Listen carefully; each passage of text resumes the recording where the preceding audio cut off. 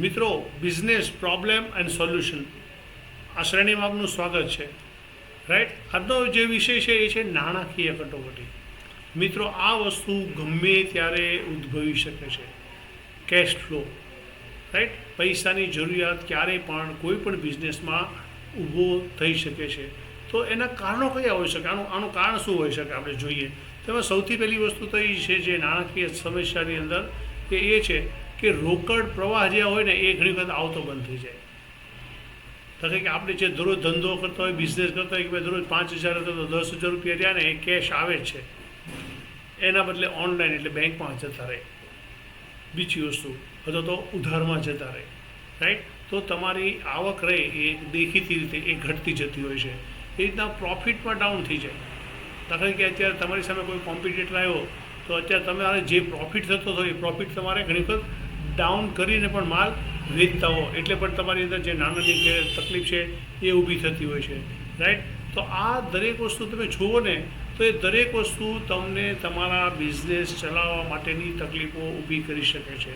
તો આના માટે જે આપણા બિઝનેસમાં લાંબા ગાળની જે અસર થાય એ ટાળવા માટે આપણે શું કરવું જોઈએ કે જેથી કરીને નાણાકીય કટોકટી રહી એમાંથી આપણે બહાર નીકળી શકીએ.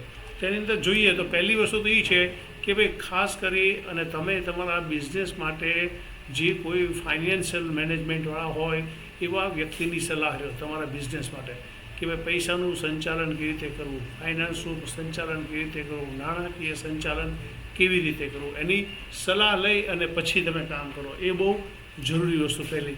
બીજી વસ્તુ છે કે તમે જે કાંઈ ખર્ચા કરો એ ખર્ચાને તમે વ્યવસ્થિત રીતે જસ્ટિફાઈ કરો કે ભાઈ આ ખર્ચાની જરૂરિયાત હતી એટલે જ કર્યો છે, સાવ એમને એમ નથી કર્યો.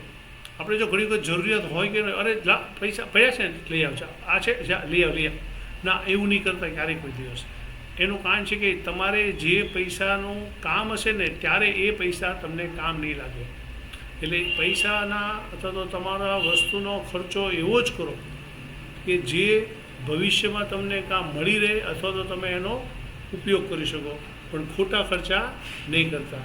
બીજી વસ્તુ એ છે કે ખાસ કરી અને આવક જાવક જે કેશ ફ્લો છે તમારો એ જે રીતે આવી રહ્યો છે, તમે જ્યાં વાપરી રહ્યા છો અથવા તો તમે જ્યાં યુઝ કરી રહ્યા છો એનું ખાસ ધ્યાન રાખો. ક્યાં, કેવી રીતે, કેટલા સમયમાં, કઈ જગ્યાએ તમારે પૈસા રોકડ વાપરવા અથવા તો ક્યાંથી તમારે કવર કરવા, આ દરેક વસ્તુનું મેનેજમેન્ટ તમારી પાસે હોવું જોઈએ.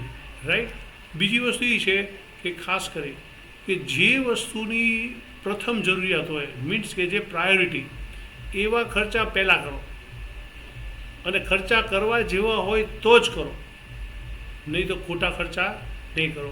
પણ જરૂરિયાત મુજબ ખર્ચા કરો, નહીં કે આડાવડા. અને જે વસ્તુની જરૂરિયાત હોય એના માટે ખર્ચો કરવો પડે તો કરવાનો, બરાબર. આ એક ખાસ યાદ રાખો.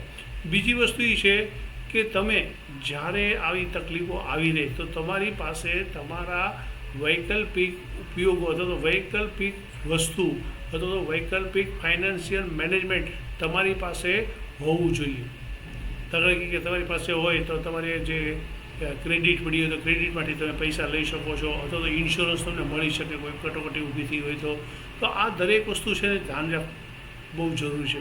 હું તમને એક બહુ સરસ ઉદાહરણ નાણાંની કટોકટીનું કે ફોર એક્ઝામ્પલ કે તમારે તમારા જે પૈસા જે છે લેણદાર એની પાસેથી પૈસા લેવાના છે, એ 10 લાખ લેવાના છે અને તમારે પેમેન્ટ કરવાનું છે 8 લાખનું.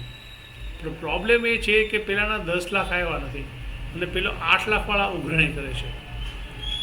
તો ઓન ધ સ્પોટ તમે ગામમાંથી વ્યાજે પૈસા લેવા જશો કે ભાઈ મને મારે આવતા મહિનામાં પૈસા છૂટા થાય એમ છે તો તમે મને અત્યારે એટલા પૈસા આપો. તો ખાસ યાદ રાખો, તમારા પહેલાં બ્લોક થઈ ગયેલા જે પૈસા છે ને એને છોડાવો. તમારે 1% આપવો એના કરતાં તમારા જે બ્લોક થઈ ગયા એને તે ડિસ્કાઉન્ટ આપી દો 1%નું, કે જો તમે અત્યારે પૈસા જો આપશો તો હું તમને 1%નું ડિસ્કાઉન્ટ આપીશ. કારણ કે એ પૈસા આવ્યા પછી તમારે પરત નથી કરવાના, એ બીજાને જ આપવાના છે તમારે.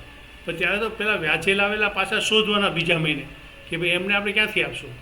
તો આવી રીતે તમારી પાસે તમારા બિઝનેસનું ફાઇનાન્શિયલ પ્લાનિંગ હોવું જોઈએ. Thank you. જો તમને આ વિડીયો સારો લાગ્યો હોય તો લાઈક, શેર અને સબસ્ક્રાઈબ જરૂર કરો.